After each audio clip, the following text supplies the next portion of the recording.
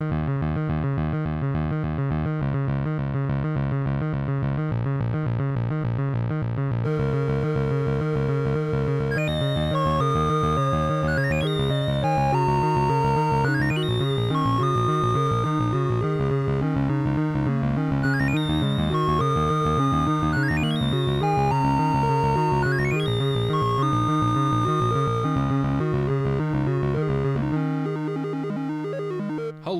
and welcome to the Large and Unnecessary First Player Token podcast. This is episode 49. My name is Chris. I'm Euan. I'm Pawel. Whoa, what was that? I know, I'm just so delighted to be here. That was like shuddering ecstasy, Pawel. Slightly subdued intros from all of us today, I think, on this No. hot summer evening. Yeah. There's too much politics going on right now, I think. Yeah, it's drained the life out of us. We're all really, really depressed at the moment. Aye. So we've not managed to go even 60 seconds of the podcast without talking about politics. This is a gaming podcast. We're Hello. not talking specifically about politics. Yeah, we're just saying bringing it up. there's too much politics going on. Yeah, there's plenty And of we're just piling it on by mentioning it. I think it's fair to open a game. You might open a gaming podcast by saying, well, this is what's happened to me today. Yeah. There's been too much water or something like that, by which I mean, I suppose, rain. Yeah, hello. It's nice weather today and we'd like to talk about some games. Yeah, let's talk about some video games. Well, yeah. Are you sure? You sure, Euan? Oh, can we? Do you want Are to? we allowed to? Do you want to? But I don't know, I'm waiting for permission. You can if you like. Alright, let's do it. Okay, let's talk about video games. Hey! Pawel, you were really excited last week about last week, but 2 weeks ago. Really excited about a game, or the name escapes me. Sorry, you haven't been going on about it for that too much or anything. Just gonna say this because it needs to be mentioned. I am usually excited. There are not many times when I'm not excited, because that's just a waste of time, not being excited. Well, from what I hear, Pawel, your opinion of Mass Effect Andromeda has become slightly more nuanced since our last episode. Nice name drop there, Euan. I like the way you did that. That was really, you really linked the sentences together there. Well, if somebody had to say it. The bias is there, but as I go through the game, I continue to enjoy it, along with spotting more and more bugs as I go through the game. They are just there. They do not really end. I've seen one patch so far. Yeah. Are they sort of patching it with the expectation that people have only made it so far, and you've kind of pushed beyond that? Yeah. You've gone into the broken parts of the game. Like, Pawel, slow down! They haven't even finished this game, Pawel. No. Nobody's going to get this far. Oh, God. He's one of the people that likes to immerse himself in the environment as well. He should be doing side quests. And that's what I'm doing. Yes, I don't have that many of them left yet. I mean, yeah. Let me put it like this: they've so far patched a few maybe game-breaking things, along with giving ice a nice glassy whatever sheen. But there's so many tiny things scattered everywhere in this game. They can't really patch it all in the next couple months even. So good luck with all of that. Yeah. As I said, I'm still having fun. To be fair, mostly because I'm ancient, and I've started playing video games when they pretty much consisted of 5 pixels on the screen. I'm actually not that bothered about lack of polish. I'm rather more upset. You're upset with the worse. Yes, with EA and BioWare, because I care for the franchise, and I can imagine that there's a lot of people who are probably rightly so quite not amused by all the lack of polish. Well, franchise maintenance is important in all walks of life. Oh yeah. So how are you getting on? Have you completed the main story? Right. The main story consists of I'm going to say probably 9 fairly largish missions, and by largish I mean just under an hour or something like this. So I've done like 7 or 8 of those. I don't have that many left, but I never rush with main story, because that's essentially what Skyrim was about. Yeah, I've never finished Skyrim, and I've played it for I don't know if anybody has, to be honest. Yeah. Skyrim isn't a game with an end, is it? Nah, it just goes on forever. Yeah. I don't recall completing it. So apart from the main story and quests that you get from some of your companions and things like this, you essentially get 4 bigger or smaller planets. So let's call them just semi-open maps as such that you get to explore, and there's lots of fetch quests and side missions there. So, I mean, because I've played a bit of this now, I'm onto the second sort of map, like world that you can explore, sort of ice planet with squid people on it. Yeah. So the first mission that you do, you go to EOS, you make that habitable, and you do a bunch of stuff there. That's like one mission, so that's roughly about what you're sort of. There's 9 of those basically. Yeah. Is what you're saying. 9 planets. No. The missions as such are usually self-contained, but they will happen on one planet or another. But they scripted, whereas exploration of your semi-open maps as such is essentially just taking your car or running around. If you don't have a car on one of the planets, you can't really drive because the jungle is too dense, and just exploring, finding stuff, picking up collectibles, I don't know, just mining for minerals and things like this. And there is plenty to discover. The game is really big, so I just lost myself in there, and I've now come to the point where I've managed to do everything that is not bugged enough not to do. Okay. There's going to be a few things that I've really just not been able to complete or tick off on my maps simply because those areas are bugged, and I'm just going to leave them for some other time. But yeah. Yeah, I've only played, now that, like you mentioned, I think the last time when we spoke about this, I hadn't so far experienced any bugs. I've now encountered one, centred around the sort of the strike team missions that you can send people out on.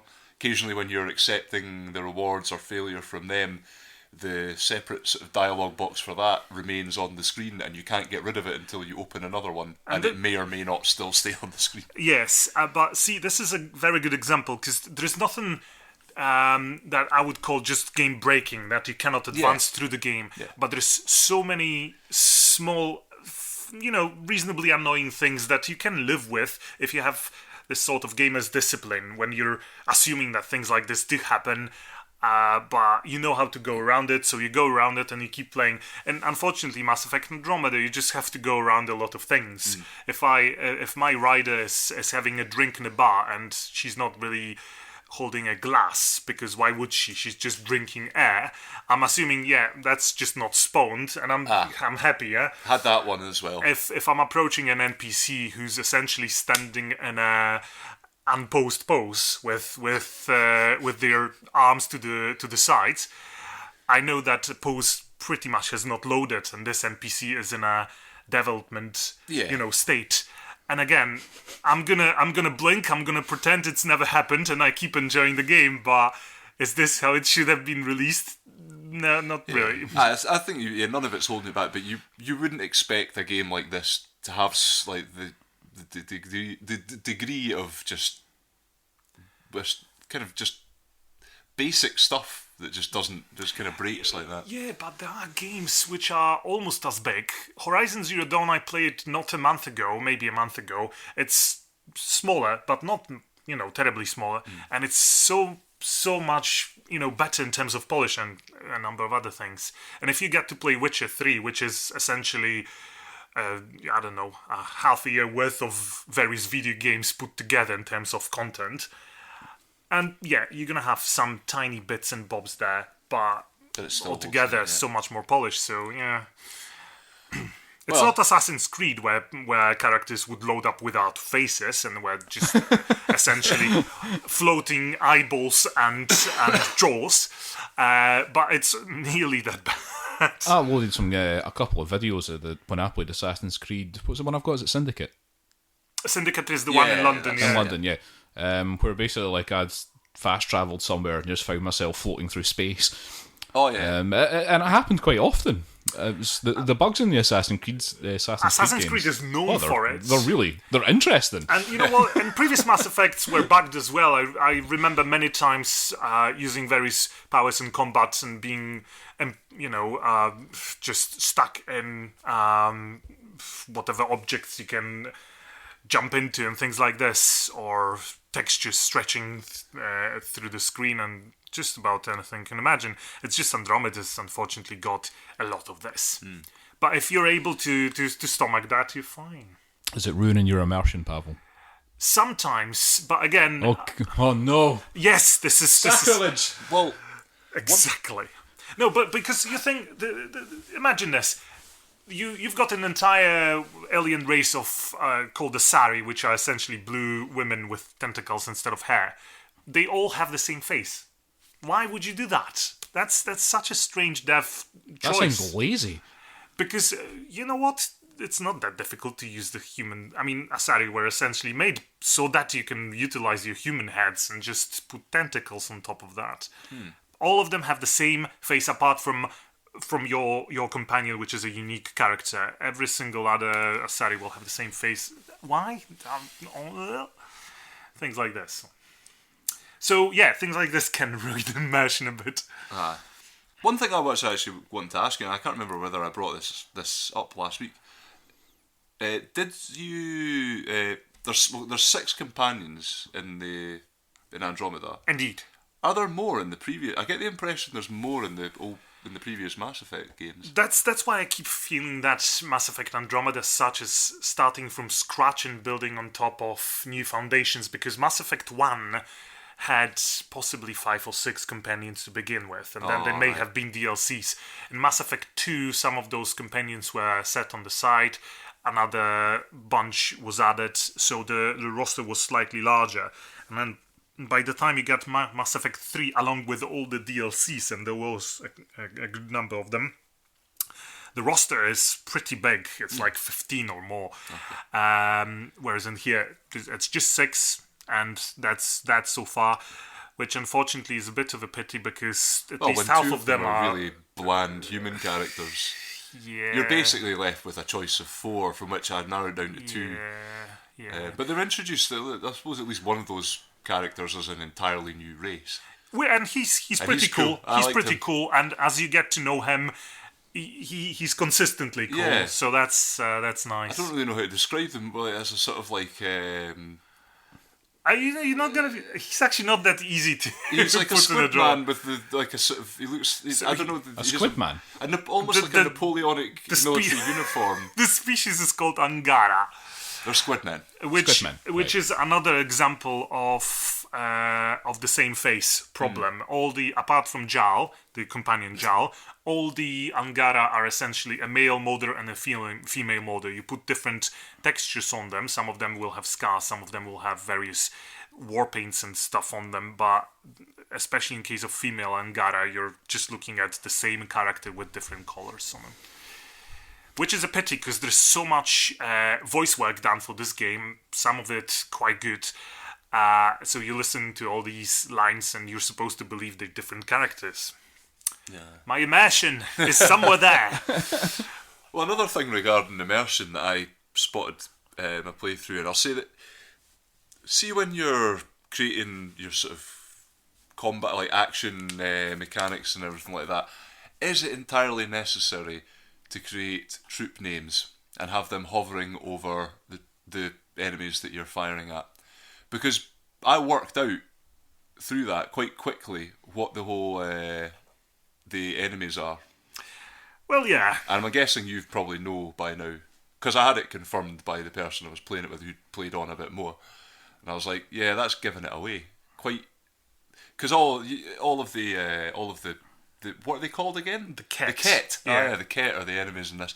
They're all like they're supposed to be mysterious at the beginning, mysterious. But as soon as you realise what names they have, you know more about this race than the game assumes you do, and then you go through the game and start learning about them. When it drops little cute clues, it's big. They become massive clangers. Yeah, because you're not really that surprised. Yeah, there isn't that much mystery to the game, to be perfectly honest. I don't suppose there's well, I don't suppose there was an intention to make this a game about discovery. It's a game about exploration.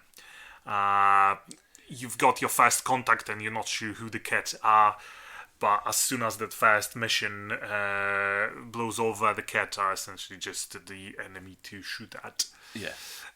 There will be some missions where you might potentially get a different variety of Ket, but you learn pretty quickly who they are and why they are the way they are.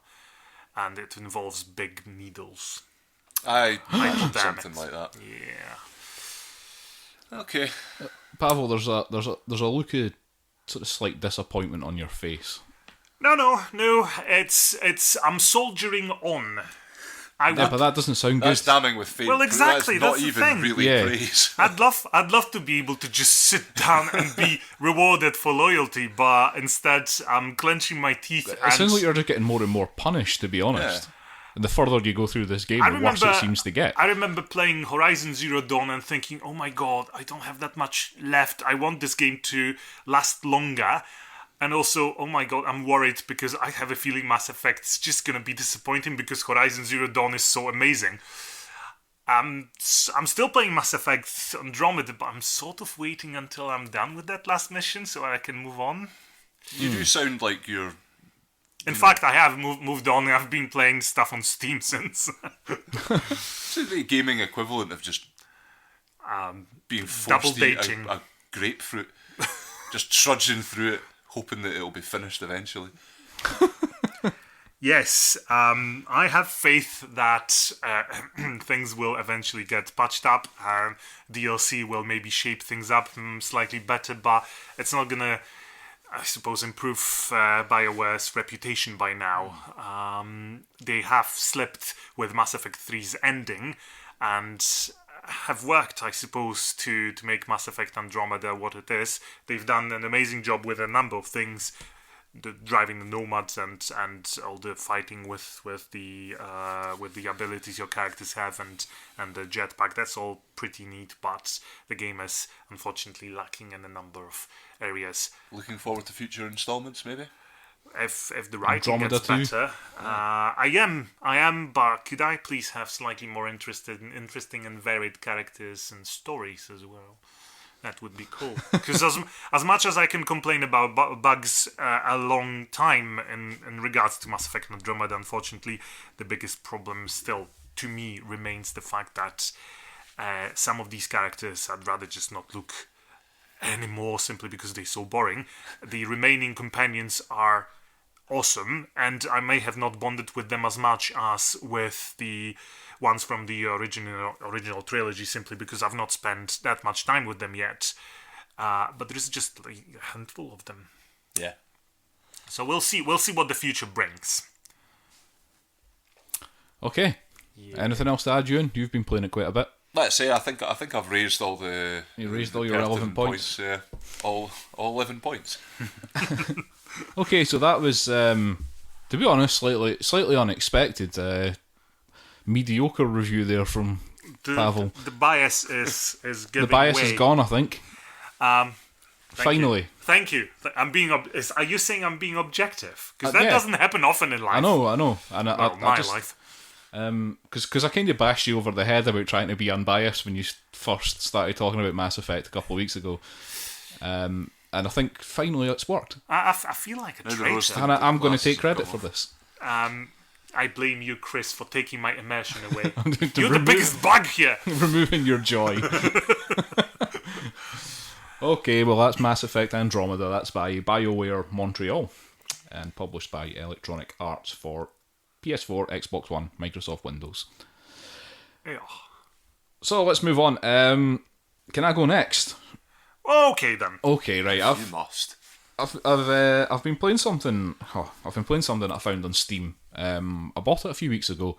Decided this week that, you know what, let's fire this up and see what it's all about. Because I think I was saying a few weeks ago that I don't play enough games on my laptop anymore. I feel like I'm neglecting it because I've just been sitting in front of my PS4 playing stupid things. We blame VR for that. Yeah, playing VR, silly VR games. So yeah, I'm trying to play more games on Steam. So I've loaded up a game called Home Behind, which I hadn't played before. Now, guess what kind of game this is, lads? Guess what kind of game it is? I'm gonna say Pimping game? No, it's not a pimping game. I'm gonna say you grow up and you leave your parents behind. No. And you move out to your new place. Think more about me. Think about the only type of games that Chris plays. Yeah. It's a roguelike. It's almost. It's a survival game. Yes, of course it is. We know that. Kinda. All right. It's somewhere on a border there, actually, I would say. Home Behind is a game where you're playing as a bearded man who is in a war-torn country on the edge of a desert. And the introduction, basically, some rebels come along, some rebels that are fighting in this war, they come along and bash you over the head, and then you wake up and your family's gone. So you set out to try and find your family. Okay. Now, I'm sorry, a political question. When you Yes. say some rebels, is that are It's we very- assuming that the approach to localized cultural problems in this particular war is on par with what Britons and Americans generally know about local problems when they wage wars? I couldn't possibly comment on that, but this is a Chinese game. Oh, This is a game made in China, which is, I don't know if I've ever played a game that's been made in China. So, damn. but I'm quite impressed by this so far. I haven't put too much time into it. It was only a few hours that I played. Now this is it's a bit of a weird one because it's really like a side scroller thing. I've talked about Darkest Dungeon Yes. a long time ago on the podcast. Probably near the beginning of this podcast, I talked about a game called Darkest Dungeon. Have you played that, Pawel? I've played it twice so far. The first time I've played it, I just got demolished and discouraged. The second time I played it, I think I grasped it to the point that I've never gone far in it because it's just difficult. It's a difficult game. Yeah. Okay, and it's deliberately difficult, but it's got so Home Behind has got that It's same really thing in well Darkest done, Dungeon. Darkest Dungeon. So it's got the same thing in Darkest Dungeon. So in Darkest Dungeon, that you can only go in one direction. Yeah. You can only move right. Yeah. In Darkest Dungeon, this game has that same thing. You can't go back. Alright. Okay, so if you walk past something, Well, it You sounds can't go limiting, back. but it's a completely different mechanic in those games. yeah. Okay, so what's actually happening in this is that you, at the start of the game, you get a choice of 5 different jobs. So what you were in your life. Now I think the default job is farmer. Because you Beard would explain it. Yeah, you live on a farm at the edge of a desert. Now there are 5 choices you've got. You've got farmer, worker, apprentice, salesman, and thief. You can unlock more jobs as you play through the game, and it's all to do with how far you get. So if you go a certain distance, you will unlock the next job. And I'm kind of disappointed, right? Because it shows you the jobs that you can be, and one of them is postman. Have you got? Is that the hardest one to unlock? And it's like the second last one that you unlock, I think. Man, that must be an elite position. Well, I've actually, weirdly, when I looked up, tried to find like the list of all the different jobs in this game, the one that's been highlighted on this image that I found is postman. So I'm looking at it, and yes, the postman does have some good bonuses in terms of do with agility and fitness. Now, obviously, looking at me, you would agree with this? You can see that you're at the peak. I'm sorry, I want to say that peak a postman is a heroic profession as such. Every time I hear this word, a slight recollection of Kevin Costner bashing the heads of some sort of post-apocalyptic villains comes Maybe to the entire mind. class is built on the abilities of Kevin Costner and the postman. Yeah. Okay, so you pick what your job was, and then that just gives you some bonus points. Okay, to start the game. Are there IT people? There's... Oh, is there? Let me have a look. No. Oh. I can tell you the 15 jobs that are My in the game. immersion is gone again. I'll tell you the 15 jobs. There's farmer, worker, apprentice, salesman, thief, butcher, beggar, vet, mechanic, and chef, veteran, breeder, craftsman, postman, and scientist. Okay, can we go back to breeder now, please? Breeder?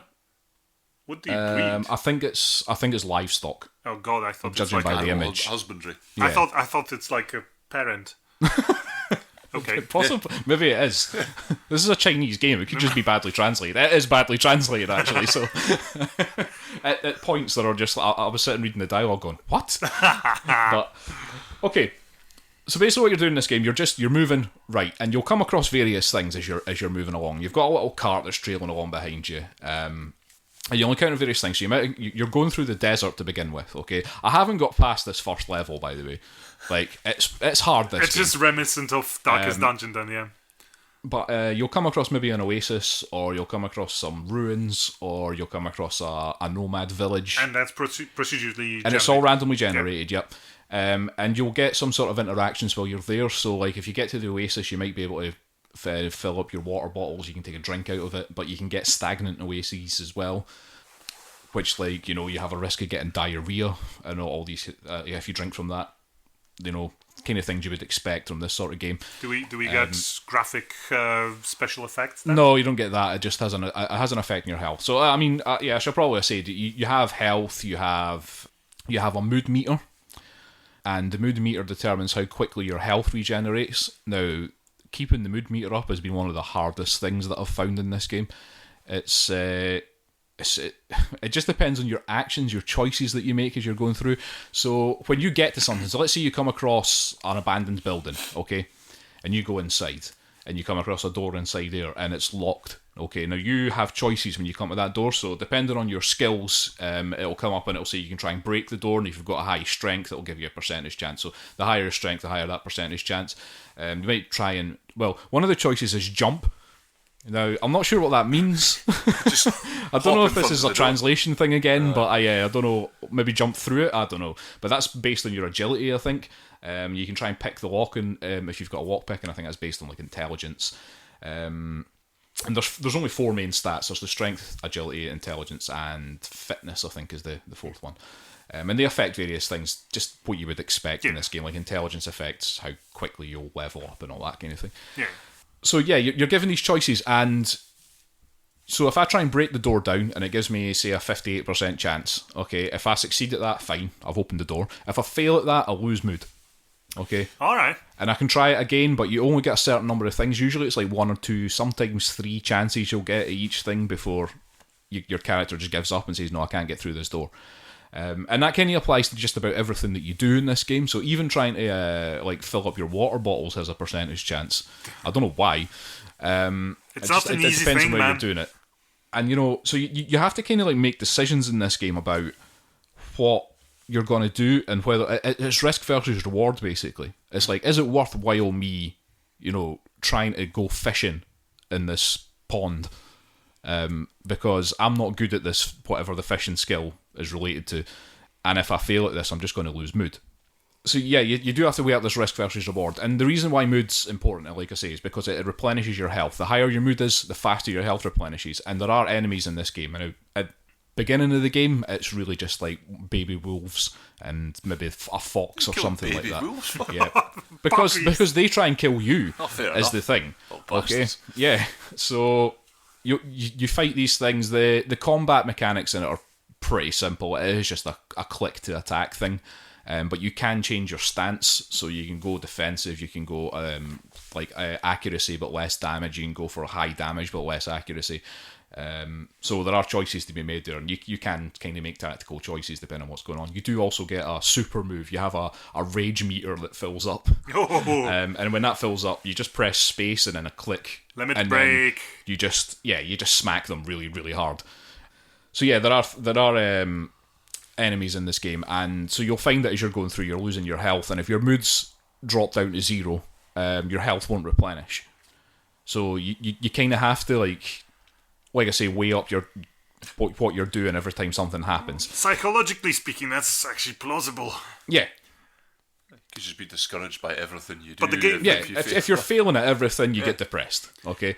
Now, doing certain things as well. I mean, if you do something well, if I found some bones of a human. In fact, you find bones at the start of every single game that you play, because it gives you this person's corpse has got a dagger in it, so that gives you your first weapon basically. And you can choose to bury the corpse. Now, burying the corpse gives you a mood boost because you've done something good, but you'll get a buff, a mercy buff, which will boost some of your stats for the next couple of minutes or something. So doing certain things does give you good rewards for the next, gives you a buff for a couple of minutes. Giving people good Christian burials. Indeed. You can, if you find an actual corpse that has meat on it, you can try and cut some meat off. Like human flesh, it will mess with your mood really badly. Yeah. I haven't done that yet, but it does tell you on the screen that this will mess up your mood. There are NPCs in the game. They're very, very basic. You'll see somebody walking about. You'll walk up to them. You will get a choice to talk to them. But generally, if you talk to NPCs, the vast majority of NPCs, the ones that are randomly generated anyway, will just give you tips on how to play the game. Okay. But you can trade with them. They ask for very specific things in exchange for very specific things. So it's always like this NPC wants, 2 rocks, and they'll give you 1 can of sardines or something like that. Sounds like a fair trade. And some of the trades are just really weird, and you just think, that's just random crap.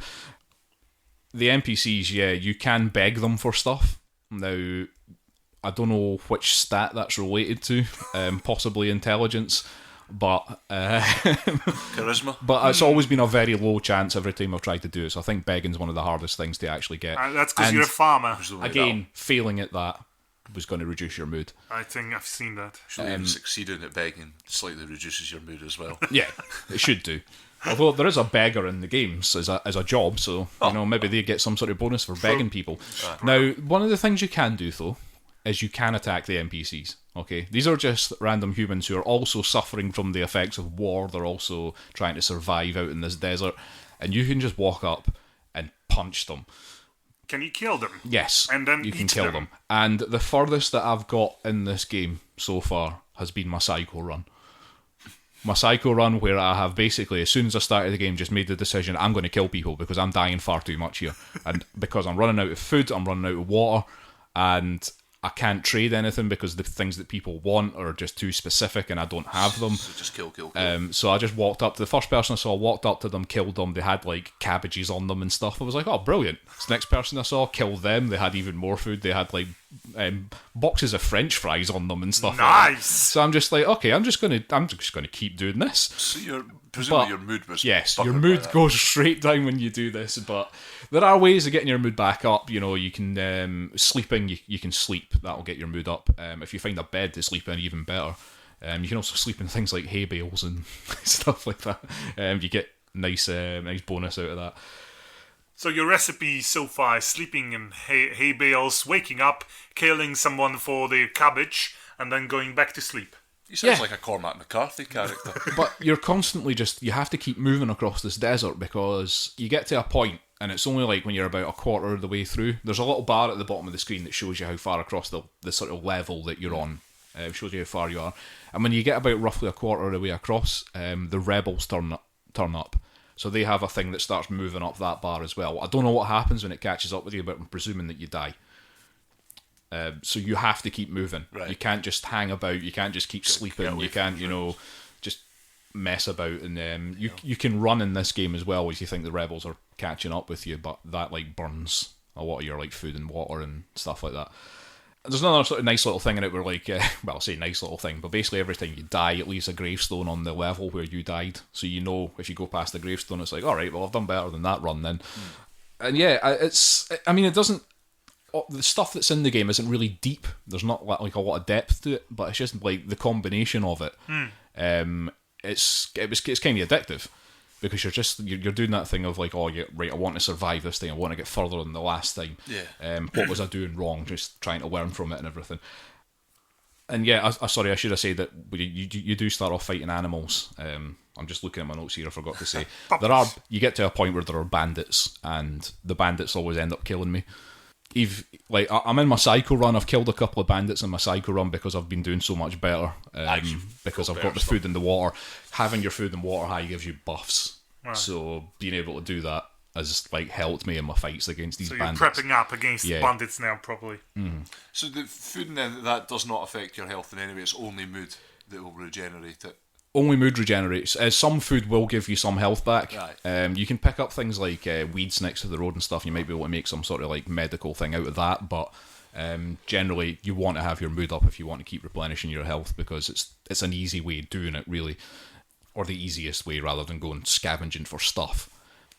I think one of the things about this game is that because it's randomly generated, there is a lot of luck involved in how well you're going to do in this game. And because, the things are based on percentage chances. I mean, I suppose you could argue that a lot of games are like that, that it's just a roll of the dice, really, and how you succeed.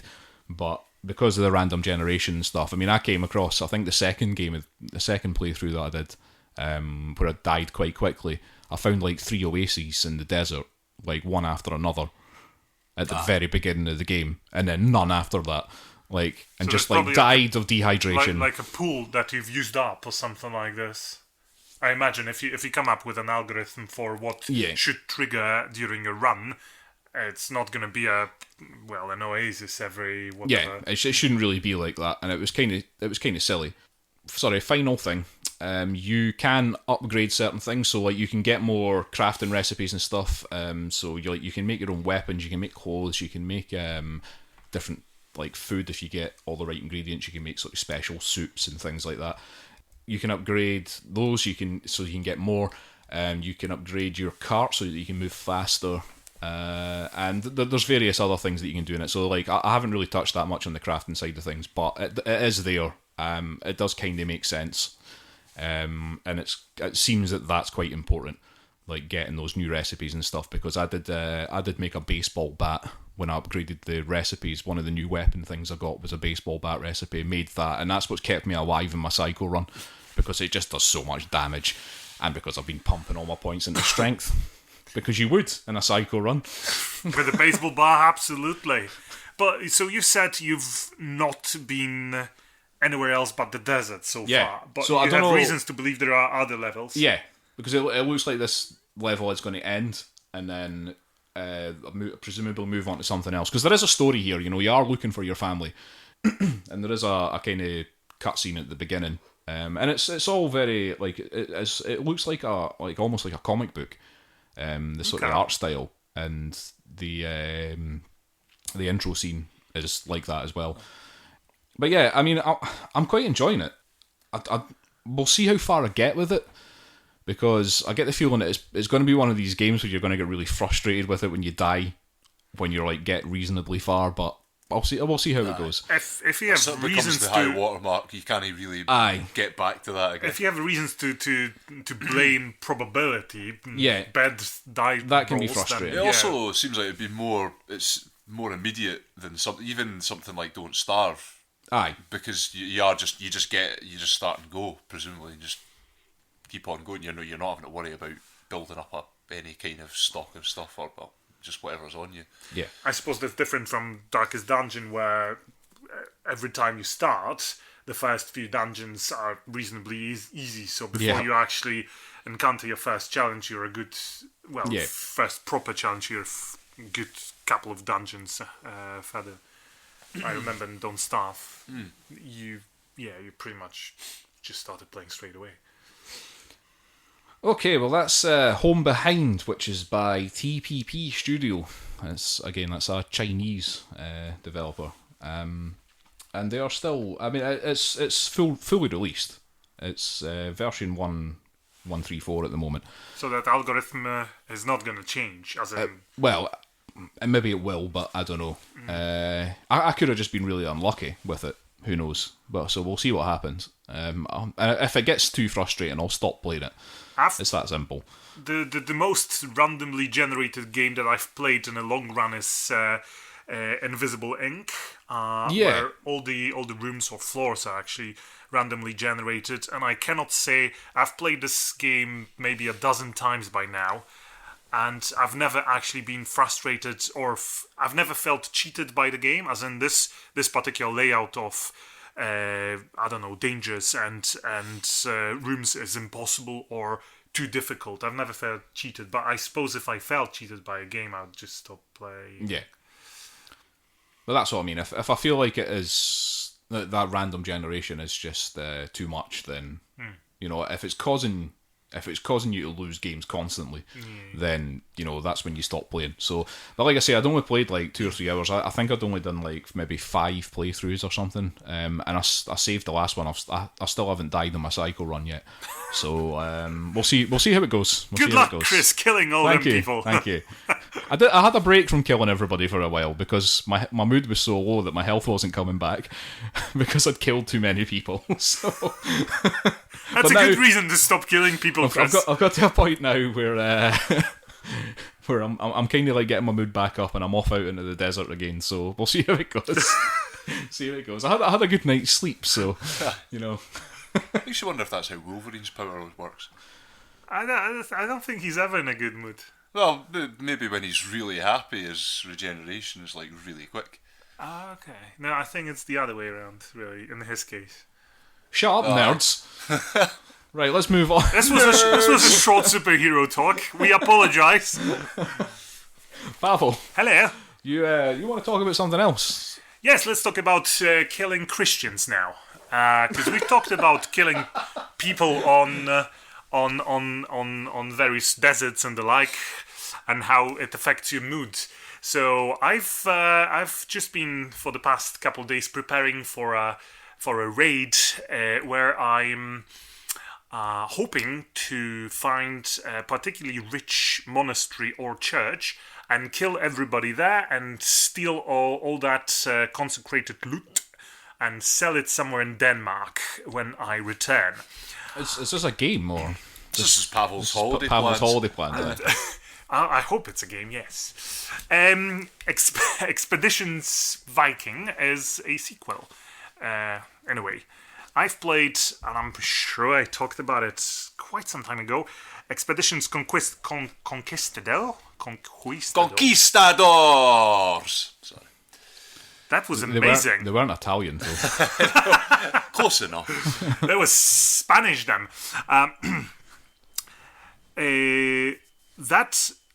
That first game was similar to the one I'm playing just now in a number of ways, but there's been a lot of improvements done, and some things have changed drastically, I'm going to say, even in terms of tone and story presentation.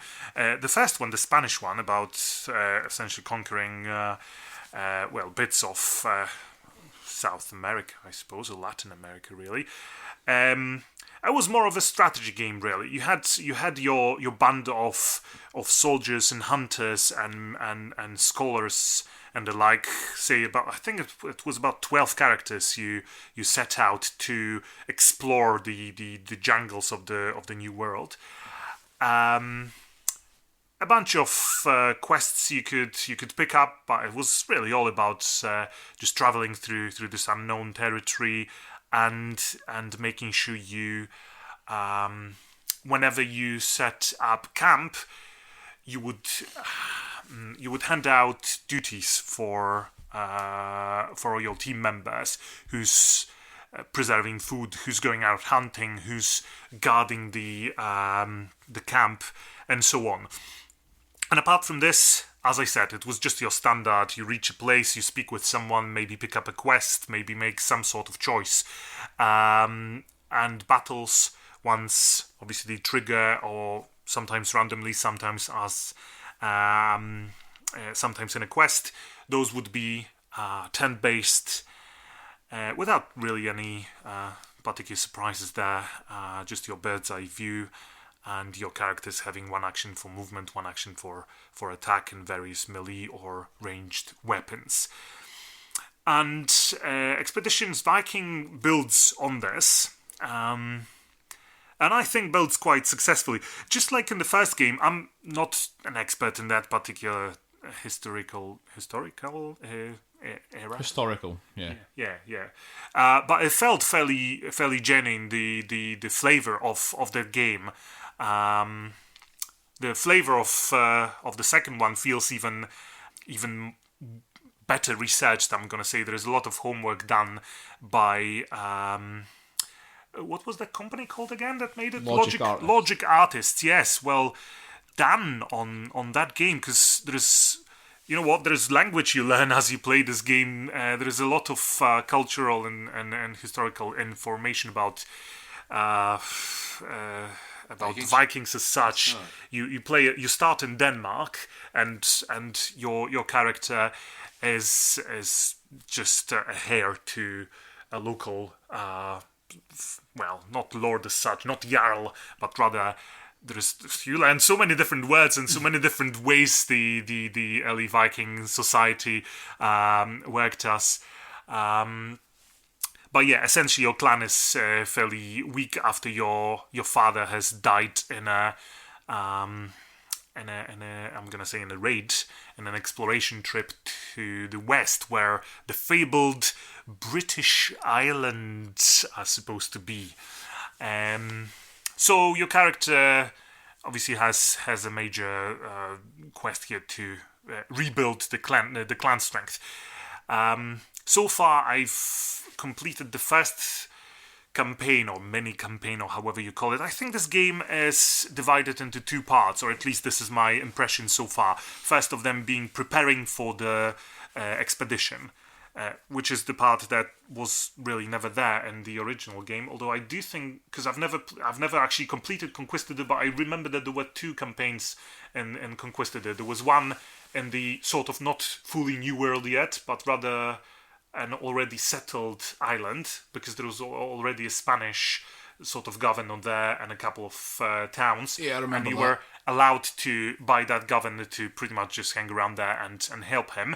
And once you would finish that campaign, the other one would unlock. I think this is the way the previous game was built. In this one, there is a clear distinction. You have to build your longboat. You have to recruit your the other Vikings, because your clan is not strong enough for that. You have to improve your household and all the defenses and prosperity of your clan before you set out. And obviously, you want to set out for the raid because those people are rich out there. And I've been to England. It is quite a fertile country, yes. So I figured, yes, let's go there. Major differences, I'm gonna say, is Expeditions Viking has got much more RPG going in it. Compared with the Conquistador, it feels like the previous game was proof of concept, really. Like let's just have this group of people essentially move about as a single wee dude on a fairly big map, and from time to time let's have tactical turn-based battles and all the resource management in camps. This was all there was, and I really enjoyed that game. I think it was brilliant. Right now you have a lot more story. You get plot lines, you get character arcs, you get all sorts of things you would expect from a regular PC RPG.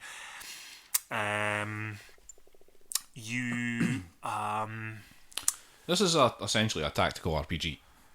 Yeah, I'm gonna say yeah, absolutely. I mean, I'm sitting looking at the videos of this because I remember playing Conquistador, and this looks so much better. Viking looks so much better. It's been improved in every possible way. Aye, and you can feel it. It's you don't set up camp when the day ends anymore. Instead, right. as you travel through Denmark, which is where I've done the entire Denmark thing, you spot good places for your camp, which is where the resource management happens. And in fact, right now camping is even more evolved, because every aspect of the original gameplay has evolved. Right now you have 4 shifts during your camping segment of the game, and you assign to every member of your herd, which herd or herd, I don't know. I actually don't speak Danish or Viking language, but so I have no idea how to pronounce it. And there's so many other words I sort of learn, but only in my head, and I have no idea how to pronounce them. But yeah, so every member of your team gets whether it's a sleep action or whether it's a cook, hunt, patrol, guard, tinker actions, even clean up after yourself action at the end of the camping trip. Because if you don't, then the security level of that particular campsite lowers because somebody might have just spotted you. And things like this. Combat itself maybe evolved slightly, but it's still fairly reminiscent to what I remember from Conquistador. But it's the story aspect of it, all the maps that you can actually go to, where there is dozens of lots and lots of NPCs you get to talk to and huge number of quests. So yeah, all in all, a brilliant game. A lot of dialogues you get, which is again something that keeps me thinking about RPG, allow you to play your character in a number of ways. You can actually be a bloodthirsty Viking wanting to kill people, or you can be a trader, or you can be a sort of a politician looking for allies trying to strengthen your clan this way. But I just figured I want my sort of household and the surrounding areas really nicely built, because I've noticed as you invest money and various resources in this game, and you've got plenty of those, you've got your salvage, woods, herbs, which you can, through the actions during the camp segments, you can convert into medicine, which you have to use whenever you have wounded clan members, or herd members, I should say. You've got a lot of resources, and some of them you commit to improve your household and the like. And you can return to that household, and you see the differences. So my main building is looking amazing now. So I figured I really want, before the game is finished, I really want this all to look neat. And the only way to speed up building construction is with slaves. Unfortunately, because that's what Vikings used to do. They would capture thralls and they would bring them home so that they can bloody work for them, whilst they party or raid. So I figured, I'm not going to be a gentle trader, but I'm rather just going to sail away to England and just butcher everybody up and get as many slaves as I can. So, good fun.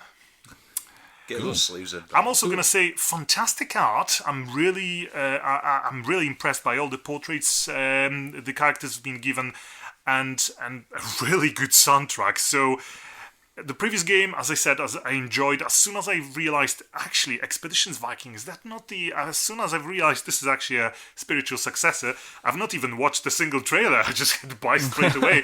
And you know what? Well, I'm loving it. Yeah, I'm probably going to pick this up because I remembered enjoying Conquistador, but there were a few things about it that kind of annoyed me, I think. There was... I'm trying to think about how you would describe this. There was a lot of times when you were just out, like, exploring the area... without knowing what you do. And you didn't really know what you were doing or where you were going, and you would just randomly come across something and go, alright, I'll go towards that then. Yeah, exactly what I remember from Conquistador as well. I enjoyed the spot, but at some point I just had no idea what to do, because you had essentially 2 quests and no idea where to actually go with them. I suppose the idea is that if you're out exploring this new world, and you wouldn't know where to go, but... I mean, some of that was just annoying because then you had to, if you went in the wrong direction, you had to stop and you had to camp, and then you had to do all it was taking a long time. Micromanagement of actually running a camp for the night, and then I'm gonna say there's less camping in this game simply because camping itself is much bigger of a mini game.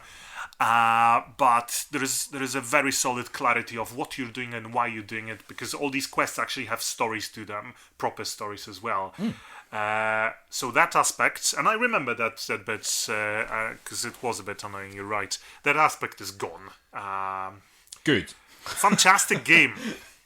Looking forward to pillaging England. This sounds like you've gone for you've been that disappointed with Mass Effect's I've been exploring immersion. alien planets, and I thought, but like. So you've been that disappointed with Mass Effect's immersion that you've gone in the other direction and went for a very mechanical RPG instead.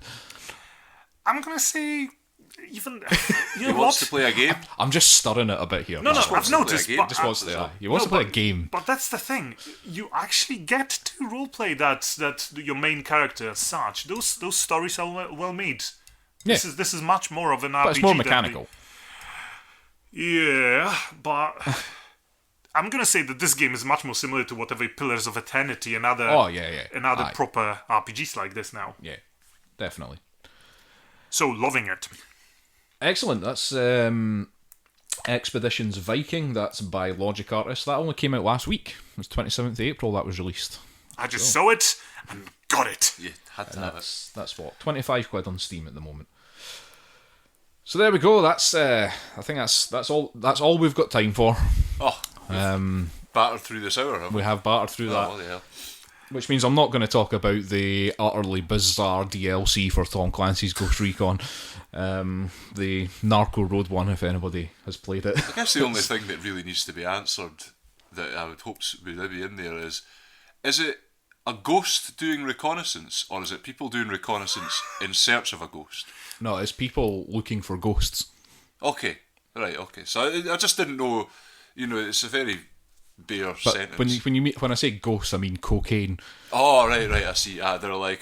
And when I say people, I mean fictional Bolivians.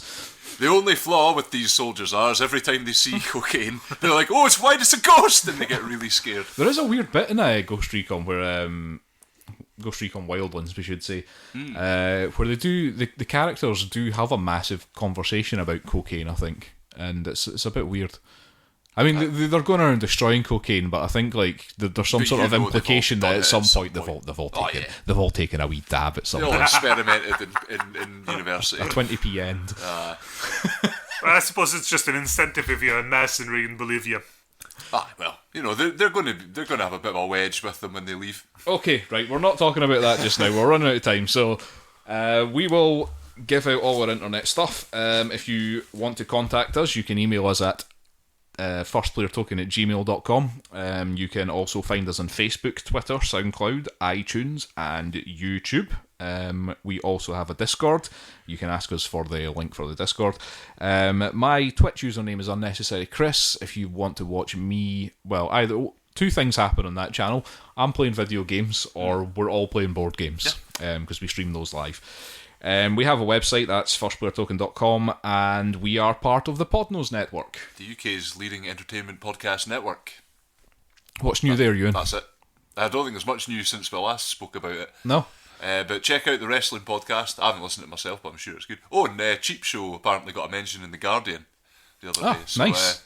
It's gaining, Gaining traction there. Mass media, mainstream media, MSM traction. Do you think the Guardian will ever mention us, Euan? I would like to hope not.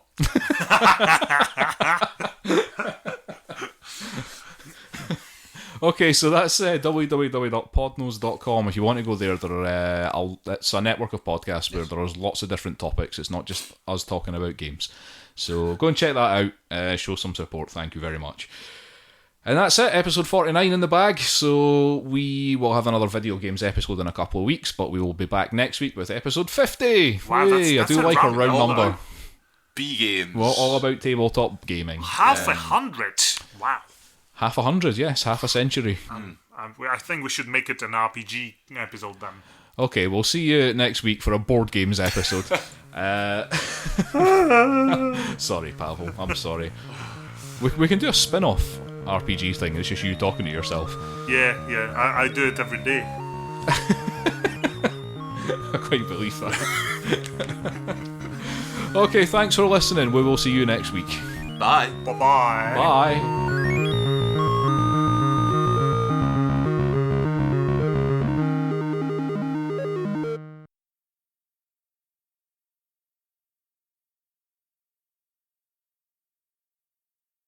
And why are we assuming rebels are bad? Just because. Well, they're trying to kill this guy. No, they might just be fighting against an oppressive government. I'm half-minded to become rebel myself. Well, maybe that's the twist in this game. Maybe you are the oppressive government. And it turned out the real dinosaur was man.